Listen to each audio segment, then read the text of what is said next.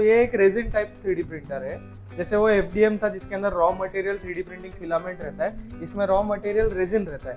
तो इसमें अलग अलग टाइप के रेजिन्स आते हैं। ये रेजिन लिक्विड फॉर्मेट में रहते हैं और ये टेक्नोलॉजी में नीचे एक लाइट सोर्स है। ये पूरा रेजिन का टैंक है जिसके अंदर रेजिन लिक्विड मटेरियल इंसर्टेड है। आप देख सकते हो इंजीनियरिंग कंपोनेंट्स बन रहे हैं। अब ये प्रिंटिंग चालू है जिसके अंदर ये क्या होता है, ये बिल प्लेट नीचे तक जाता है और नीचे से लाइट सोर्स उसको एमिट करता है।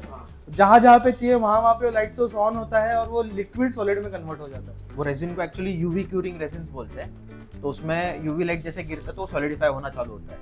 तो ये भी लेकिन प्लास्टिक ही बनता है। प्लास्टिक ही है। अभी सिर्फ प्लास्टिक का अगर क्लासिफिकेशन देखेंगे टेक्निकल टर्म्स में तो वो थर्मोप्लास्टिक्स है और ये थर्मोसेट्स है। तो ये एक बार प्लास्टिक बन जाएगा ना सॉलिड, तो इसको हम लोग रीयूज नहीं कर पाएंगे। उसको रीयूज कर सकते हैं कि उसको वापस ग्रैन्यूल्स वगैरह बना के वो रीयूज हो सकता है FDM का। इसमें ना लेयर लाइंस बिल्कुल नहीं आते, तो it is an as good as an injection moulded part. तो अगर किसी को फाइनल लुक टेस्टिंग करना है कि जहाँ पे उसको प्रोडक्ट पे लेयर लाइंस ही नहीं चाहिए, वो प्रोडक्ट ऐसा दिखना चाहिए कि वो पूरा मशीन में बनाया गया है, तो तब ये प्रोसेस यूज किया जाता है। तो तब हम डिसाइड करते हैं कि हम लोग ये प्रोसेस से बनाएंगे। तो नीचे स्क्रीन है, अगर आप देखोगे तो नीचे स्क्रीन है और ये वैट है, टैंक है बेसिकली। तो इसके अंदर रेजिन डाला जाता है, रिमूवेबल टैंक है।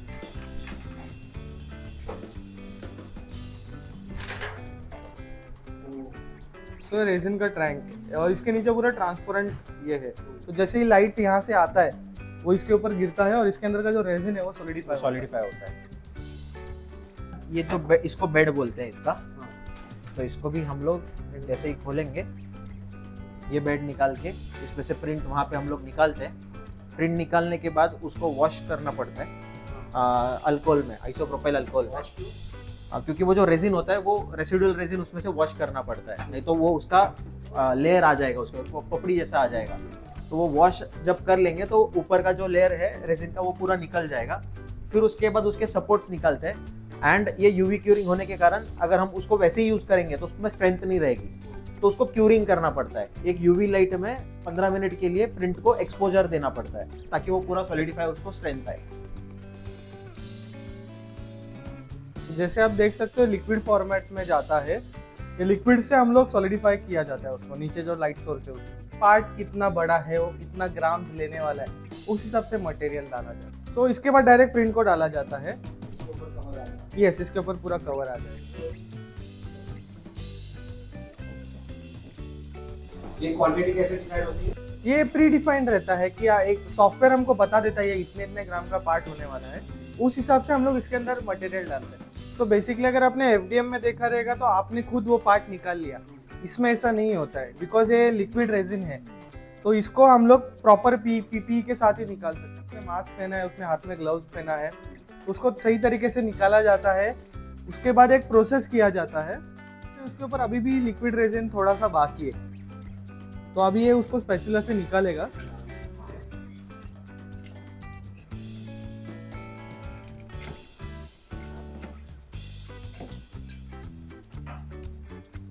तो अभी सारे पार्ट्स रिमूव हो गए। वो बिल प्लेट वापस क्लीन करेगा, उसको वापस मशीन में लगा देगा and it is ready to print again. तो क्लीनिंग के लिए भी हमारे पास ऑटोमेटिक मशीन है जिसके अंदर हम लोग टाइमर फिक्स कर सकते हैं। तो इसको 3 स्टेजेस में क्लीन किया जाता है। ये फर्स्ट स्टेज है। तो फर्स्ट स्टेज में उसको सिर्फ मैन्युअली पानी में डिप किया जाता है ताकि जो एक्सेस मटेरियल है वो जल्दी से जल्दी डिजॉल्व हो जाए। और ये ज़्यादा ख़राब होता है पानी बिकॉज वो ज़्यादा से ज़्यादा मटेरियल उसमें चले जाता है। फिर सेकेंड स्टेज में उसको धोया जाता है। और थर्ड स्टेज में यहाँ पे ऑटोमेटिक मशीन है जो वॉशिंग मशीन जैसा मशीन है, वो उसको एजिटेट करता है पानी को ताकि वो हर नुक्स एंड कॉर्नर में जाए और जितना भी बचा हुआ रेजिन वो पूरी तरीके से डिजॉल्व हो जाए। ये इंडिकेटर क्या बताता है? ये टाइम बता रहा है कितने टाइम तक उसको उसके अंदर रखना है। तो वो आप डिसाइड कर सकते हैं। जनरली प्री डिफाइंड रहता है। पार्ट कितना बड़ा है उसके हिसाब से टाइम छोटा और बड़ा किया जाता है। आप देख सकते हो उसने अभी उसमें मशीन में डाल दिया है। अगर वो मशीन ऑन करेगा तो पूरा वो सर्कुलेट होगा पानी।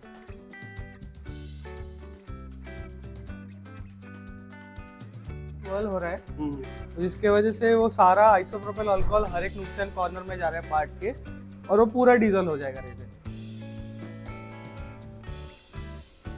अभी ये क्लीन करके हो गया, आप अभी इसको हाथ में ले सकते हो, अभी कोई दिक्कत नहीं है।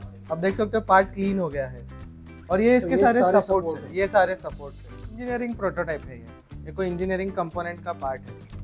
सो क्लीनिंग प्रोसेस होने के बाद हम लोग इसका क्यूरिंग करते हैं। जैसे हम लोग ने आपको बताया था कि इसका यूवी क्यूरिंग किया जाता है ताकि उसका स्ट्रेंथ और बढ़ जाए, उसके लिए यूवी क्यूरिंग मशीन है। तो इसके अंदर सारे एलईडी है यूवीज़ के, और इसके अंदर भी टाइमर रहता है और ये पूरा रोटेट होता है ताकि हर जगह से वो क्योर हो जाए सही तरीके से। अब देख रहे हो पूरा पार्ट है वो घूम रहा है, वो हर एंगल से उसको क्योर करेगा। फिर अब ये क्योर हो चुका है। हाँ। अभी इसका सपोर्ट्स रिमूव किया जाएगा।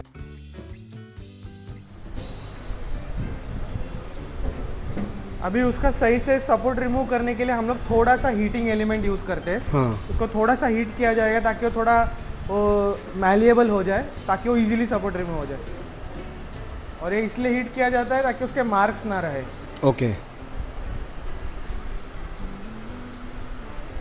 अभी ये पार्ट रेडी फॉर डिस्पैच है, अभी इसको डायरेक्टली कस्टमर एंड पे भेज सकते हैं। Coming back to the company, कैसा है सेटअप, कैसा है, मतलब कितने लोग काम करते हैं, अलग अलग डिपार्टमेंट्स क्या है, आप क्या करते हो कंपनी में, आप क्या करते हो? Sales and marketing majorly Saurabh देखता है, and back end operations, procurement, finance जो चीज़ें हैं वो मैं देखता हूँ। एक 15 लोगों की टीम है हमारी। ये 15 लोग आपके ऑफिस में काम करते हैं और ये लाइक 24/7 आपके मशीन्स चलते रहते हैं, इजीली मिल जाता है मैन पावर, ये क्योंकि ये थोड़ा सा नीश स्किल है ना, मतलब हर एक बंदा तो ये कोर्स करके निकलता नहीं बाहर। मेरे को लगता है आप अगर ये इंडस्ट्रियल एरिया में किसी को भी पूछोगे तो कोई भी सेटिस्फाइड नहीं, सबको मैन पावर प्रॉब्लम है, एंड हमको उससे ज़्यादा है, क्योंकि थोड़ा जैसे आपने बोला नीश सेगमेंट है, हमें बंदा ट्रेन तो कभी नहीं मिलता है। We need to have that mindset कि बंदा आएगा, उसके ऊपर मेहनत की जाएगी, उसको ट्रेन किया जाएगा, फिर वो परफॉर्म करेगा। गवर्नमेंट स्कीम्स की वजह से चीज़ें पेनिट्रेट हो रही है, ये टेक्नोलॉजी अभी स्कूल के बच्चों तक जा रही है, इंजीनियरिंग स्टूडेंट्स तक जा रही है,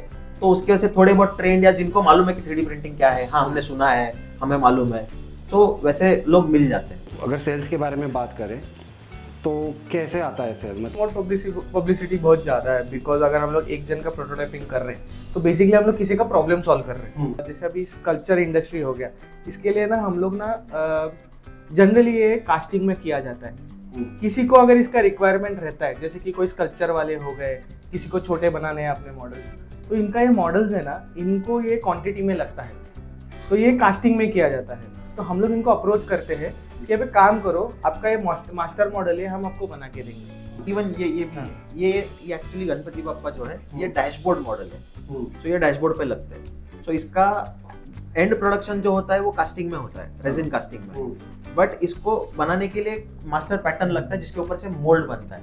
सो मास्टर पैटर्न हम लोग बना के देते हैं। This is one of the application. ये बहुत बड़ा इन्वेस्टमेंट है, कैसे, मतलब कि चालू करने के लिए तो कोई बहुत बंदा घर से भी चालू कर सकता है। एक 15,000 का अगर इन्वेस्टमेंट करेगा, अगर उसमें थोड़े बहुत डिजाइनिंग स्किल्स है, मैकेनिकल इंजीनियर है, डिजाइनिंग स्किल्स है, वो खुद कंप्यूटर पे चीजें लोगों के रिक्वायरमेंट के अकॉर्डिंग डिजाइन करके दे सकता है, एंड उसको प्रिंट करके प्रोटोटाइप करके दे सकता है। So not a major deal. तो आप दोनों को प्रोग्रामिंग आता है, मतलब ये जो सॉफ्टवेयर पे काम, ये सब हमने पहले खुद ही किया है। पहले खुद ही हम लोग प्रिंट भी डालते थे, प्रिंटर ठीक भी करते थे, पोस्ट प्रोसेसिंग भी खुद ही करते थे।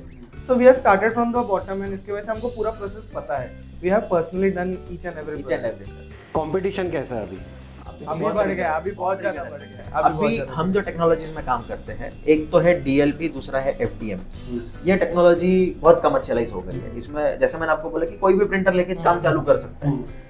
अभी इसमें हम लोगों का कोलैबोरेशन करने का जो रीजन था, we wanted to get into higher end technology, जहाँ पे मतलब प्रिंटर का कॉस्ट 50 लाख 70 लाख होता है, और 5 करोड़ तक अगर आप देखोगे तो एक SLS या फिर मेटल प्रिंटर जो है वो 5 करोड़ के आसपास इन्वेस्टमेंट जाता है। सो वो हमारे गोल्स है अभी नेक्स्ट, तो इसके लिए हम लोगों ने कोलैबोरेट करके वो स्टेज में जाने के लिए किया हुआ है। जस्ट फॉर माई क्यूरियोसिटी कि अगर जो घर से काम करता है बंदा, जिसके घर पे एक मशीन रखी है, वो ऑब्वियसली शायद आपसे कम कॉस्ट में वो बना के दे सकता है, शायद, क्योंकि आपके पास तो आपको सेटअप चलाना है, सब कुछ चलाना है। तो ऐसा क्या एडवांटेज होता है कि आपके पास आने से जो एंड यूजर है उसको क्या एडवांटेज होता है? प्रोफेशनल सर्विसेज ना, we are a professional bureau. हमारा USP ये है कि हम लोग सिर्फ 3D प्रिंटिंग नहीं बेच रहे, हम आपको सर्विस बेच रहे हैं। कि अगर आपके पास एक एप्लीकेशन है कि मेरे को ये टाइप का चीज़ बनाना है, तो हम लोग उसके कोर तक जाते हैं, ये कहाँ यूज़ होने वाला है, इसका क्या ड्यूरेबिलिटी है, इसके ऊपर कितना स्ट्रेंथ आने वाला है। तो इतना सब टेक्निकल पैरामीटर जान के हम उनको सर्विस दे रहे हैं कि आप सिर्फ लेने के लिए 3D प्रिंट मत लो,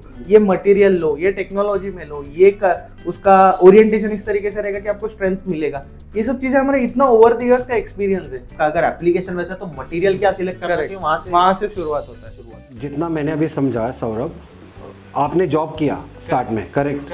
सुयोग, आपने कभी जॉब नहीं किया, ओके। तो ये घर वालों ने आपको मारा नहीं कि जॉब छोड़ के धंधे में क्यों आ रहा है? बी वेरी ऑनेस्ट, लॉकडाउन से पहले तुमको पता भी नहीं था मैं धंधा कर रहा हूँ। So that's a very funny story all together. उनको पता नहीं था मैं धंधा कर रहा हूँ, उनको लग रहा मैं जॉब कर रहा था। बट जैसे पेपर में आया और बाकी सब चीज़ें हुए तो तब उनको पता चला कि हाँ सौरभ कुछ कर रहा है हाल। मेरा और ये विजन मैच हुआ यही रीज पे कि हमको एक ना इंडस्ट्री रेवोल्यूशनाइज करना है। बिकॉज ट्रेडिशनली मैंने देखा है, जब मैं जॉब कर रहा था I was in traditional manufacturing, उसके लिमिटेशन में देख चुका था, उसके एडवांटेजेस डिसएडवांटेजेस सब देख चुका था। जब मैंने ये इंडस्ट्री को, जब मेरे को पता चला इंडस्ट्री के बारे में, इट वॉज वेरी फैसिनेटिंग। अरे एक चीज़ हम लोग इस तरीके से कर रहे हैं, उसको अलग तरीके से भी किया जा सकता है। तो इसका स्कोप बहुत बड़ा था। तो ये तो पता था कि फेल नहीं होंगे। और धंधे में मेरे को ऐसा लगता है कि हर बार अपन डरते कि ये नहीं चला तो क्या, हमारे पास ये नहीं चला तो ऑलरेडी 10 ऑप्शन लाइन में। तो ट्राई करने के लिए बहुत साल है, ट्राई करने के लिए चीजें भी बहुत है। मेरे को मेरी एक आदत मालूम थी कि टाइम देख के हम लोग काम नहीं करते। वो जॉब में वही कि 9 to 5 हो गया, चलो भाई घर पे। अभी एक आदत मालूम है कि अपन जब इतना डेडिकेशन के साथ काम कर सकते हैं तो उसका रिटर्न्स तो जॉब करेंगे तो वो 50,000 तो 50,000 ही आने वाला है, ऊपर का जो वो तो कंपनी को जाएगा। सो वो एजेंडा वो था कि ठीक है अपन इतना अगर मेहनत करने वाले तो उसका रिटर्न्स आए कुछ प्रॉपर। तो कितना फर्क पड़ता है गवर्नमेंट पॉलिसीज का, या गवर्नमेंट सच में कुछ पड़ता है या नहीं पड़ता? गवर्नमेंट पॉलिसीज का बेनिफिट है, बिकॉज बीइंग न्यू एंटरप्रेन्योर, जहाँ पे मैंने जैसे बोला मेरे को जॉब एक्सपीरियंस नहीं है, तो government support was very important. Stand up India करके जो स्कीम डाला उसके अंडर मेरा जो 20 लाख का फंडिंग हुआ वो हुआ। उसमें मैंने प्रोजेक्ट रिपोर्ट सबमिट किया था कि ये क्या करने की कोशिश कर रहा हूँ और क्या क्या, वो स्टैंड अप इंडिया में मेरे को 20 लाख का एक फंडिंग मिल गया था। ये इस चीज का कभी फायदा या नुकसान होता है कि कॉन्टैक्ट्स हो या ना हो उसकी वजह से? इसी फायदा होता है। टेक्नोलॉजी बहुत डेवलप हो रहा है। I will give you an example. अगर यही चीज बनाने के लिए पहले मेरे को 8 घंटा लग रहा था, अभी यही चीज हम लोग के पास नया मशीन है जिसके अंदर ये माउस है, ये माउस है, ये 2 घंटे में बन चुका है। ओके। अभी ये देख के कोई बोलेगा नहीं 3D प्रिंटेड।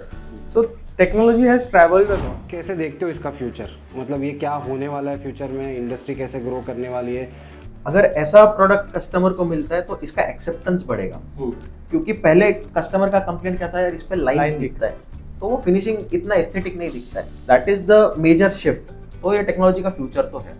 अभी इसमें कॉस्टिंग जैसे कमर्शियलाइज हो रही है टेक्नोलॉजी, कॉस्टिंग रॉ मटेरियल्स की या मशीनरीज की बहुत कम हो रही है। तो ये टेक्नोलॉजी यूज करके हम 10-20 हज़ार पीसेस बना सकते हैं। आपको मोल्ड बनाने की ही जरूरत नहीं है।